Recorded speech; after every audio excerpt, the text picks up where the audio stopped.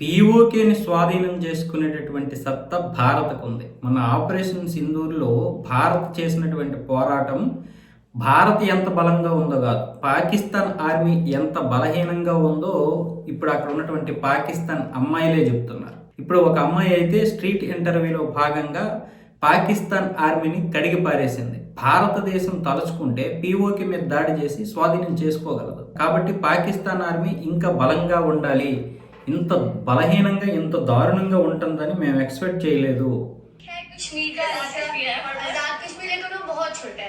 कश्मीर दे दे क्योंकि हमारे पास एक है कश्मीर का हिस्सा, आजाद कश्मीर लेकिन वो बहुत छोटा है। अब जम्मू कश्मीर जो है वो बहुत बड़ा है और इंडिया पहले से बहुत बड़ा है, तो इसलिए मैं बोलूँगी कि वो लोग हमें जम्मू कश्मीर भी दे दे। लेकिन वो तो हमें नहीं देते, वो तो कहते हैं कि जम्मू एंड कश्मीर हमारा है, उल्टा आप हमें आजाद कश्मीर भी दे दे। हाँ वो मेरे पास यही तो हो सकता है, लेकिन पाकिस्तान के भी जो हालात है ना, तो मुझे तो लगता है कि वो लोग ले भी लेंगे।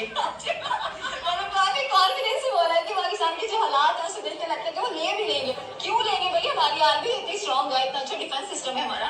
आर्मी स्ट्रॉन्ग था बस गया, अब आर्मी वाले भी पॉलिटिक्स में आ गए हैं। में तो नहीं शुरू होगी, पाकिस्तान तो तबाह हो जाएगा। अच्छा किसी और यार आज काफी बिंदास हो जाओ, आर्मी के लिए स्पेशली कुछ कहना चाहे? आर्मी के लिए భారత సైన్యం తలుచుకుంటే పాకిస్తాన్ తబాహ్ అయిపోద్ది, నాశనం అయిపోద్ది. కాబట్టి ఇక నుంచి అయినా సరే వాళ్ళు పటిష్టమైనటువంటి ఆర్మీని ఏర్పాటు చేసుకోవాలి. దాని అనవసరంగా రాజకీయాలు చేస్తున్నారు, కానీ భారత్ తలుచుకుంటే ఏదైనా చేయగలదన్న విధంగా ఆ అమ్మాయి ఉంటుంది. ఇంతకుముందు కూడా కొంతమంది గర్ల్స్ అయితే ఇదే విషయాన్ని అక్కడ స్పష్టంగా చెప్తే వాళ్ళ మీద కూడా దాడి జరిగింది. మరి ఈ అమ్మాయి ఎంత ధైర్యంగా చెప్పేస్తుంది, అవతల అమ్మాయి కూడా నవ్వుతూ మాట్లాడుతుందంటే ఖచ్చితంగా వీళ్ళకి దాడి అయితే జరగబోతుంది. వీళ్ళకైతే థ్రెస్ట్ ఉంటుంది, ఖచ్చితంగా వీళ్ళ మీద అయితే దాడి జరగబోతుంది. ఖచ్చితంగా వాళ్ళైతే వీళ్ళని వదలరు, అంత చండాలమైనటువంటి మూర్ఖులు వాళ్ళు.